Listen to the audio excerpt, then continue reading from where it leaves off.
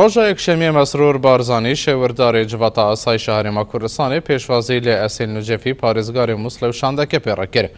داودیتنەکەدا هەردوو ئالیان گفتگۆ لە دۆ ڕەوشە ئاسایشی عێراقی باوەکی گشتی و پارێزگا موسڵێ بەتایبەت کرد. هەردوو چارچۆڤە هەفدیتنێدا مسرور بارزانی بە هەلکەتنا سەرکەتنا لیستا متحیدون دا هەلبژارتنا پەرلەمێنتا عێراقیدا پیرۆزباهی لە نوجێفی کرد و هێوی خواست ئاراستەیە سیاسی عێراقی بەر بە ڕێیا ڕاستەخۆیە خۆزایی و بچەو ڕێز لە دەستوری بێگرتن و تەڤایە پێکاتەیەن عێراقی بەشداریە بەڕاستی و ئاکتیڤ دا ڕێوەبرنا وڵاتە بکەن و سیاسەتا قۆرەخکاریە بداوی بێ.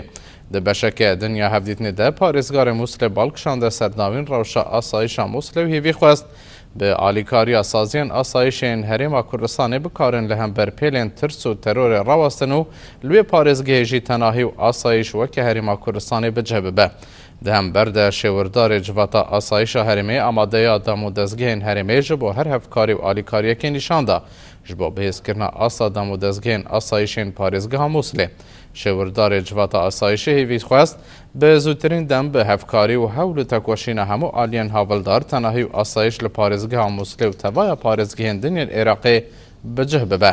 Da ku derfet li hember pêşdeçûn û garantîbûna jiyaneke baştir ji bo welatiyan li wan deveran çê bibe.